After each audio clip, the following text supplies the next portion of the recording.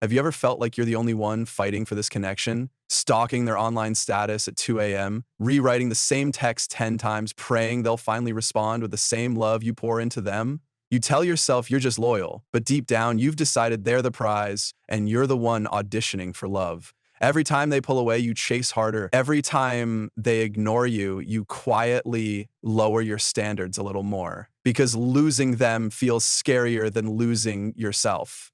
What you don't see is that your nervous system has been living in a lie. You've quietly placed them above you in your own mind, and then you wonder why they act like staying with you is a favor. You don't need another tactic or no contact rule. You need to rip them off that inner pedestal and stop worshiping them in your thoughts. Once you realize you were never below them and you start sending out a different signal, the energy reverses, and they're the one who begins to feel the pull, to chase, and to prove they're worthy of you. Right now, your mind is constantly broadcasting one message. They are the prize. I am scared. I will do anything to keep them. You might not say those words out loud, but that is the story running under every text you send, every call you make, every time you stalk their profile and cry over what you see. Your thoughts are like a radio signal that never switches off. They feel that energy on a level you cannot see. They feel the imbalance. They feel the worship. And when someone feels worshipped, they relax. They stop trying. They know you are not going anywhere. So they cancel plans and expect you to understand. They take hours or days to reply and expect you to still be there when they finally feel like talking. They give the bare minimum because your pedestal tells them they are already more than enough, even when they are giving you almost nothing. You are training them with every anxious thought and every desperate action to believe that you will always chase. But thought transmission is not just about them hearing your affirmations. It is about them feeling the state you live in.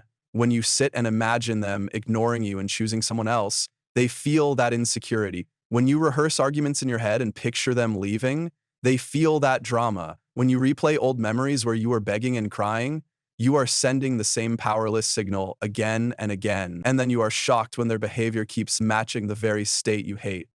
What if you used that same power on purpose? What if, instead of transmitting, I'm terrified of losing you, you began to transmit, I am the one you are lucky to have, not from ego, not from pretending, but from a quiet decision that you refuse to live on your knees emotionally anymore? That is what you are doing right now. You and the version of you who knows they are not below anyone. You and the version of you who can still love deeply without worshiping. So let's go straight into how this works. Thought transmission is not some mystical exception to how your mind already functions. You already know what it feels like. Think of a time when you were about to message someone and they texted you first. Think of when you walked into a room and felt tension without anyone speaking. You have already experienced the way states and intentions travel without words. You are doing it with your person every single day. There's a reason so many spiritual teachers and even old mystics insisted that imagination creates reality, and as within, so without. They were pointing to the same mechanism. Your dominant inner state leaks into the field of the other person. When Neville Goddard talked about assuming the feeling of the wish fulfilled and watching people play their part, he was describing thought transmission from a place of certainty instead of a place of fear. When you live in I am chosen, everyone, including your SP, starts rearranging around that assumption. When you live in I am not enough, they rearrange around that too. Right now, your assumption is simple. They are above me. Your body proves it. Your behaviors prove it. You chase, you plead, you over-explain, and every action quietly says, you are more valuable than me. Your work is not to force them to text you. Your work is to pull that assumption out by the root and replace it with a new one. I am equal. I am wanted. I am the one who is chosen. The moment that becomes your inner normal, your thought transmission changes without effort. So here is what you start doing from today. The next time your mind runs to why are they not replying? What did I do wrong? You stop yourself mid-spiral. You catch that old radio signal and you refuse to keep broadcasting it. You remind yourself, this is the channel where they are above me. I do not live there anymore. You take a breath and you choose a new picture.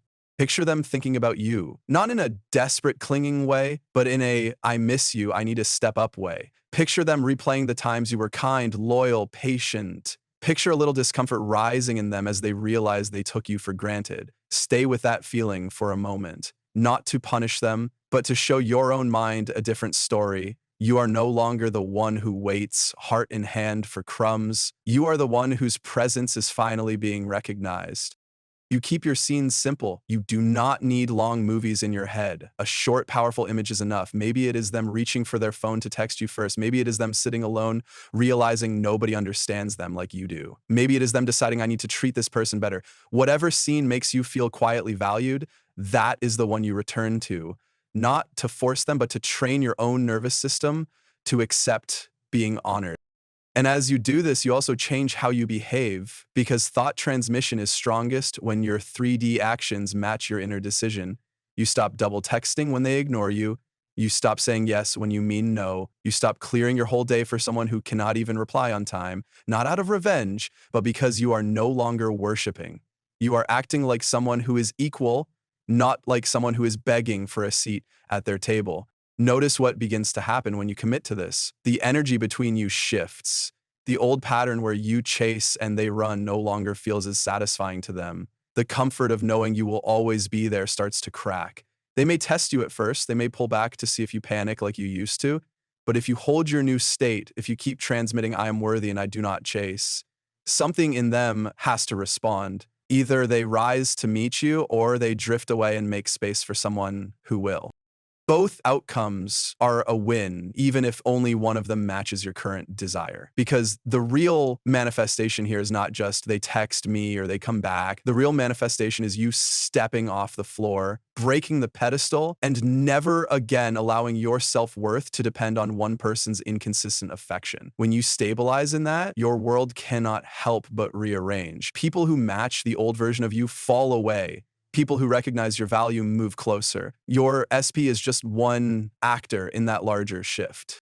You already know what the old pattern feels like in your body, the tight chest when they take too long to answer, the drop in your stomach when you see them online talking to everyone but you, the way your hands shake when you finally send that long message explaining yourself. Your nervous system has been trained to react to them like a fire alarm. One tiny signal and your whole inner worlds explode. That is why this shift is not just mental, it is physical. You are teaching your body that you are safe, even when they are distant. You are teaching your body that you are not below them. Think about how children learn who they are. They watch how adults respond to them. If a child is constantly ignored, they conclude, I am not important. Your inner child has been doing the same thing in this relationship. Every time you tolerated being ignored, that younger part of you whispered, I guess this is all I deserve. When you start choosing differently now, you are not only changing your SP dynamic, you are reparenting that part of you. You are finally saying, no, you are worth more than this. We are not begging for love anymore. You might feel resistance when you first try to hold this new state. Part of you is addicted to chasing.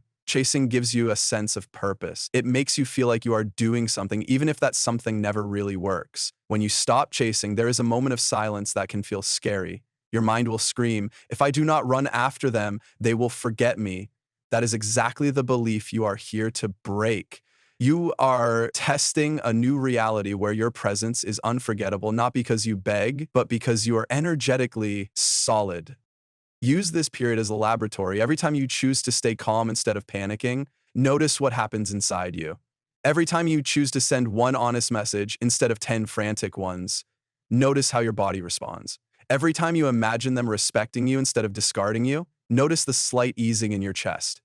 These are not small shifts. They are the building blocks of a completely different identity, an identity that naturally sends out the signal, I am equal, I am cherished, I am not below anyone. And remember, you are not doing this to trick them. You are not performing confidence to manipulate their behavior. You are returning to who you were before fear convinced you that you had to worship someone to keep them. The more you stabilize in that truth, the more thought transmission becomes effortless. You are no longer sitting there forcing scenes. You simply live as someone who knows their value, and that vibration does the transmitting for you. That is when the outer world, including your SP, starts mirroring the inner world you finally chose for yourself. So every time you are tempted to go back to worship, remember what is truly happening. You are not just thinking about them, you are instructing them. You are broadcasting, I am below you, please choose me. When you change that broadcast, you change the way they experience you. You change the roles you both play. And that is when the story flips. That is when the chaser becomes the one who is chased. I hope this video helped you in some way. I will meet you with another video soon. Happy manifesting.